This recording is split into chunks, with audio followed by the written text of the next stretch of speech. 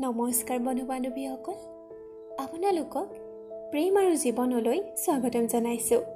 বন্ধু-বান্ধৱীসকল, আজিৰ এই ভিডিঅ'টোত মই সেইসকল ষ্টুডেণ্টক উদ্দেশ্যি আগবঢ়ালোঁ যিসকলে পঢ়াক জীৱনৰ প্ৰথমখন যুদ্ধ হিচাপে ভাবি নলৈ আওকাণ কৰি নিজৰ ভৱিষ্যতক ত্যাগ কৰাৰ লগতে ঘৰৰ সকলোৰে সপোন, আশা, ভৰসা শেষ কৰে। তুমি জানানে, তোমাৰ ঘৰত এজন ব্যক্তি আছে যিয়ে কেতিয়াও কামৰ পৰা ছুটি নলৈ সদায় কাম কৰে, যিয়ে গোটেই দিন কামৰ মাজেৰে নিজৰ দেহাক দেহা বুলি নাভাবি কাম কৰাৰ পিছতো দুনিয়াৰ মানুহৰ পৰা কথা শুনিব লগা হয়, যিয়ে আজিও বছৰ বছৰ পুৰণা কাপোৰ পিন্ধিছে, জোতা ফাটিলেও চিলাই লৈ কয় এতিয়াও নতুনেই হৈ আছে।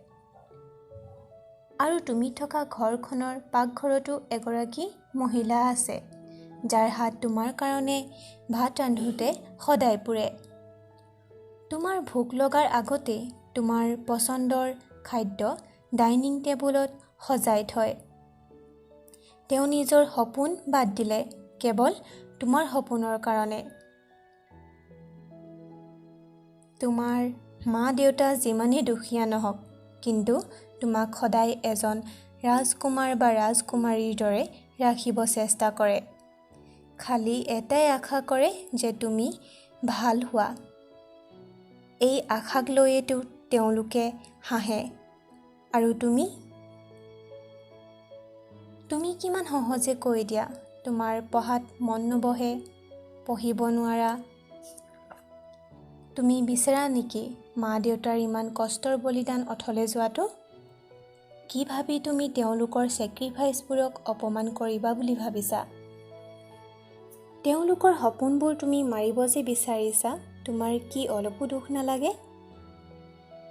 এটা কথা জানানে, আজিৰ দিনত শিক্ষাক কিমান মহত্ব দিয়া হয়? শিক্ষা এক যুদ্ধ হয়, জীৱনৰ যিখন প্ৰথম যুদ্ধ হয়। আৰু এই যুদ্ধ নিজেই নিজৰ লগত যুদ্ধ কৰিয়ে জয় হ'ব লাগিব। আৰু তুমি কি কৰিছা বাৰু? জীৱনৰ প্ৰথম যুদ্ধখনকে হাৰ মানি পলাব বিচাৰিছা? তুমি যদি প্ৰথম যুদ্ধৰ পৰাই পলোৱা, তেন্তে নতুন ইতিহাস কেনেকৈ ৰচিবা? কি দিয়া নাই বাৰু মা-দেউতাই? নিজৰ সামৰ্থ্যতকৈও বেছিহে দিছে, নিজৰ সুখ দুখক বাদ দি। পঢ়াত মন বহাব পৰা নাই? তেন্তে যোৱা দেউতাৰ ফটা জোতা এযোৰ চাই আহা, মাৰ পোৰা হাতখনো চাই আহিবা এবাৰ।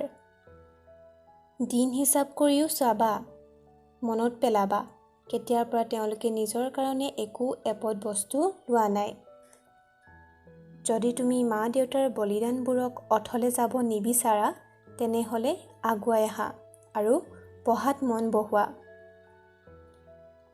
নিজৰ লগত এক সংকল্প লোৱা আজিৰ পৰা যে তুমি এদিন ডাঙৰ কাম কৰিবা, ডাঙৰ মানুহ হ'বা। তোমাৰ ডাঙৰ কামৰ বাবে তোমাক আৰু তোমাৰ মা-দেউতাক সকলোৱে সন্মান কৰিব আৰু চিনি পাব। তুমিও এদিন মা-দেউতাক কষ্টকৰ জীৱনৰ পৰা বাহিৰ কৰি ৰজা আৰু মহাৰাণীৰ দৰে ৰাখিব পাৰিবা। খালি এটাই কথা ধ্যান ৰাখিবা, যেতিয়াই পঢ়াত ধ্যান কমে মা-দেউতালে মনত পেলাবা, তাৰপিছত পুনৰ পঢ়াত বহিবা। আজিৰ দিনত সমাজত এনে কিছুমান মানুহ আছে যিয়ে ডাঙৰ সপোন দেখিবলৈও ভয় কৰে। কোনোবাই তেওঁলোকক আশাৰ পোহৰেৰে যাতে ৰাস্তা দেখায় তাকেই ভগৱানক প্ৰাৰ্থনা কৰে। তুমি এজন যোদ্ধা বনি তেওঁলোকক যুদ্ধ কৰিব শিকাব লাগিব। কিন্তু তাৰ আগতে তুমি প্ৰথমে নিজেই এজন সফল ব্যক্তি বনিহে তেওঁলোকক আগুৱাই নিব পাৰিবা। তুমি প্ৰথমে পঢ়ি যোৱা, যেতিয়ালৈকে সফলতা তোমাৰ গোলাম নবনে। সফলতা তোমাৰ পৰিচয় যেতিয়ালৈকে নহয়। নিজৰ সপোন সম্পূৰ্ণ কৰিব বিচাৰা যদি শিক্ষাক জীৱনৰ মাধ্যম বনোৱা। আশা কৰোঁ তোমালোকে মোৰ কথাখিনি বুজিব চেষ্টা কৰিবা আৰু আজিৰ পৰা পঢ়াত মন দিবা। আৰু লগতে ভিডিঅ'টো যদি ভাল লাগিলে তেনেহ'লে এটা লাইক কৰিবা, শ্বেয়াৰ কৰিবা আৰু আমাৰ চেনেলটো এতিয়ালৈকে যদি ছাবস্ক্ৰাইব কৰা নাই ছাবস্ক্ৰাইব কৰি ল'বা। আজিলৈ আহোঁ।